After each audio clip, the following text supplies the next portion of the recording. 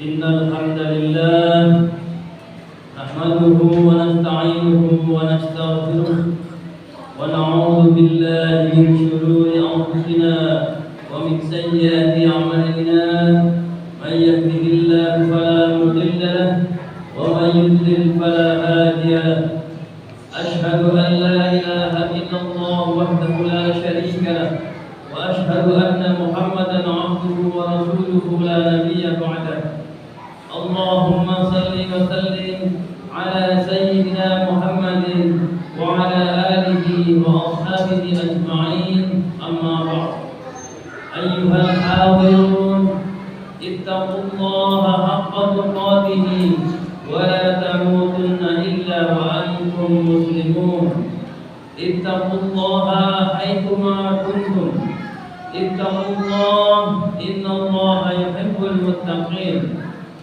قال الله تعالى في القرآن العظيم أعوذ بالله من الشيطان الرجيم إن الصلاة كانت على المؤمنين كتابا موقوتا. Hadirin jamaah salat Jumat rahimakumullah. Puji syukur kita panjatkan kehadirat Allah Subhanahu wa taala yang atas sifat rahmat dan rahimnya kita ditakdirkan untuk bisa hadir dalam rumah Allah ini untuk sama-sama beribadah semata-mata ikhlas karena Allah Ta'ala. Salawat dan salam semoga terlimpahkan atas suri tauladan umat manusia Rasulullah Muhammad sallallahu alaihi wasallam, keluarga beliau dan segenap sahabat Nabi sallallahu alaihi wasallam. Semoga melimpah ruah kepada umat beliau yang selalu mengikuti sunnah-sunnah beliau. Hadirin rahimakumullah. Selaku khatib saya berwasiat untuk diri sendiri dan hadirin sekalian, mari kita berusaha untuk bertakwa kepada Allah Subhanahu wa taala dimanapun kita berada, dengan selalu mentaati perintah-perintahnya dan menjauhi semua larangan-larangannya. Semoga dengan ketakwaan ini Allah mentakdirkan kita untuk mendapat kebaikan di dunia dan kebahagiaan di akhirat. Hadirin rahimakumullah. Allah berfirman dalam surat An-Nisa ayat 103 dalam ujung ayat, A'udzu billahi minasyaitonir rajim. Inna as-salata kanat 'alal mu'minina kitaban mawquta. Yang artinya sesungguhnya salat itu bagi orang-orang yang beriman adalah kewajiban yang ditentukan waktu-waktunya. Berdasarkan ayat ini, maka salat 5 waktu merupakan kewajiban setiap muslim yang baligh dan berakal, yang harus dilakukan sesuai ketentuan waktu masing-masing salat yang dijelaskan oleh Rasulullah SAW dalam hadis-hadis.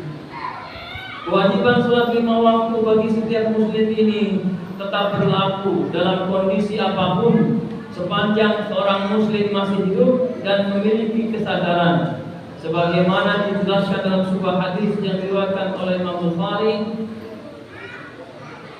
dari Imran bin Husain radhiyallahu anhu meriwayatkan bahwa Nabi Muhammad sallallahu alaihi wasallam bersabda, "Salatlah kalian dengan berdiri, jika tidak mampu salatlah dengan duduk, dan jika tidak mampu salatlah dengan berbaring." Selain itu, baik buruknya kualitas salat akan menjadi penentu bagi baik buruknya amal-amal yang lain, sebagaimana dijelaskan dalam hadis riwayat Imam Tirmidzi yang artinya dari Abu Hurairah radhiyallahu anhu berkata, Rasulullah SAW bersabda, sesungguhnya amal yang pertama kali dihisab seorang hamba pada hari kiamat adalah salatnya. Maka jika salatnya baik, sungguh ia telah beruntung dan berhasil. Dan jika salatnya rusak, sungguh ia telah gagal dan rugi. Jika sedikit kekurangan dari salat wajibnya, maka Allah Ta'ala berfirman, lihatlah apakah hambaku memiliki salat sunnah. maka disempurnakanlah apa yang kurang dari sholat wajibnya. Kemudian begitu pula dengan seluruh amal. Mengingat demikian penting kedudukan sholat dalam kehidupan seorang muslim, maka kita harus berupaya semaksimal mungkin agar sholat kita memiliki kualitas yang baik sesuai yang dicontohkan oleh Rasulullah SAW, sehingga ibadah sholat kita diterima oleh Allah Subhanahu Wa Taala. Hal ini karena terdapat peringatan dari Rasulullah SAW kepada kita semua tentang seseorang yang telah melakukan sholat selama 60 tahun, tetapi ibadah sholatnya tidak diterima oleh Allah Subhanahu Wa Taala. Sebagaimana dijelaskan dalam hadis Ibnu Abi Syaibah dari Abu Hurairah radhiyallahu anhu, Rasulullah SAW bersabda yang artinya, sesungguhnya ada seseorang yang sholat selama 60 tahun namun tidak diterima oleh Allah amalan sholatnya selama itu, walau satu sholat pun. Boleh jadi sebabnya dia sempurnakan rukunya, tetapi sujudnya kurang sempurna. Dia sempurnakan sujudnya, tetapi rukuknya tidak dia sempurnakan. Di antara hal-hal yang perlu kita waspadai yang sering terjadi kesalahan dalam pelaksanaan sholat seseorang adalah yang pertama, tidak menutup aurat dengan benar. Hadirin rahimakumullah, ulama mazhab Syafi'i mengemukakan batas aurat bagi kaum wanita adalah seluruh anggota badannya termasuk rambut kecuali bagian muka dan telapak tangan. Jami'u badaniha illa al-wajha wal kaffaini zahiruhuma wa batinuhuma. Seluruh badan kecuali wajah dan telapak tangan, baik yang depan maupun yang belakang. Sementara aurat pria, yakni antara pusar hingga lutut, baina surrah wa rukbah.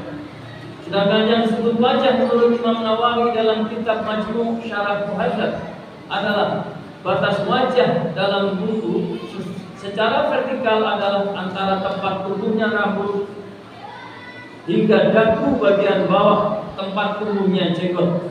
Secara horizontal antara kedua telinga kanan dan kiri. Yang terjadi hadirin pada wanita adalah kadang-kadang kurang tertutup dengan sempurna pada bagian dagu sehingga terlihat belakang dagunya, atau ada rambut yang keluar dari mukenanya. Terlihatnya belakang dagu dan atau ada rambut yang keluar dari mukenanya, maka itu membatalkan sholat. Sedangkan laki-laki biasanya yang menggunakan kaos atau baju yang kurang panjang sehingga ketika ruku atau sujud dan duduk terlihat bagian tubuh pinggang belakang yang berada di bawah posisi pusat. Ini mengakibatkan tidak sah sholat karena terbuka auratnya. Sebagaimana disampaikan, aurat pria adalah antara pusar dan lutut. Yang kedua, tidak berdiri padahal mampu berdiri dalam sholat.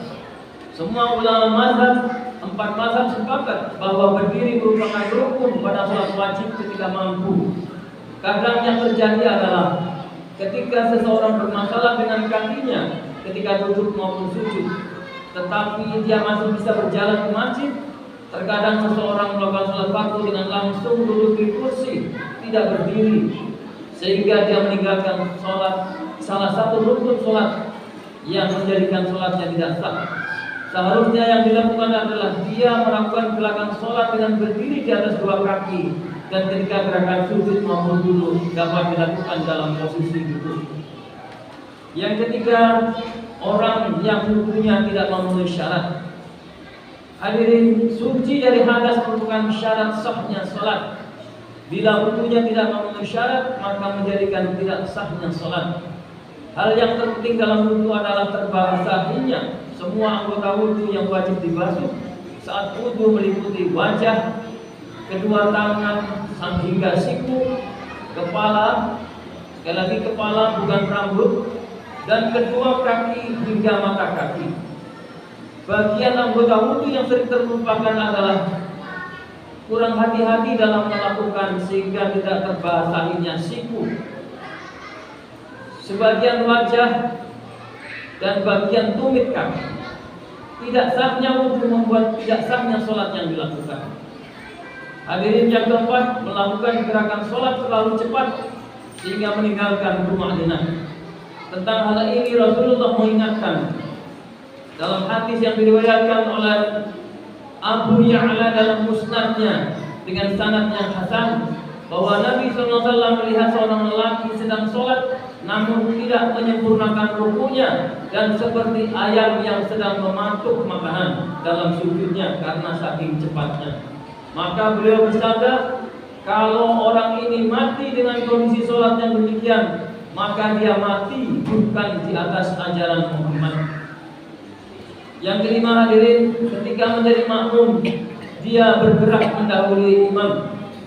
Gerakan makmum mendahului imam diancam dalam sebuah hadis Bukhari dan Muslim. Nabi bersabda, yang artinya, tidakkah salah seorang kalian takut? Atau apakah salah seorang diri kalian tidak takut jika dia mengangkat kepalanya sebelum imam, Allah akan menjadikan kepalanya seperti kepala keledai, atau Allah pun akan menjadikan rupanya seperti bentuk keledai? Hadis Bukhari dan Muslim. Hadirin, gerakan makmum yang benar adalah dia mulai bergerak ketika imam telah sempurna melakukan sebuah gerakan. Sehingga digambarkan dalam sebuah hadis dari sahabat Al-Barra bin Azib radhiyallahu anhu, beliau berkata, jika Rasulullah SAW mengucapkan Sami Allahu liman hamidah, artinya pada posisi i'tidal, berdiri setelah rukuk, tidak ada seorang pun dari kami yang membungkukkan punggungnya sebelum Nabi SAW benar-benar meletakkan kepalanya bersimpu dalam sujud. Jadi setelah imam betul-betul bersujud, maka kita baru bergerak untuk mulai bersujud. Yang keenam, melakukan gerakan sholat yang dilarang oleh Nabi SAW. Hadirin, salah satu gerakan yang dilarang dilakukan dalam sholat adalah ketika sujud dengan meletakkan siku di lantai bersama dengan telapak tangannya. Sebagaimana dalam sebuah hadis disebutkan dari Anas bin Malik, Nabi SAW bersabda, seimbanglah dalam sujud dan janganlah seseorang dari kamu menghamparkan kedua lengannya sebagaimana terhamparnya kaki anjing. Demikianlah hadirin beberapa kesalahan yang terjadi dalam sholat yang harus kita hindari agar ibadah sholat kita diterima oleh Allah Subhanahu wa Ta'ala. Barakallahu li wa lakum fil Qur'anil 'azim wa nafa'ani wa iyyakum bima fihi minal ayati wa dzikril hakim. Aqulu qawli hadza wa astaghfirullaha li wa lakum innahu huwal ghafurur rahim.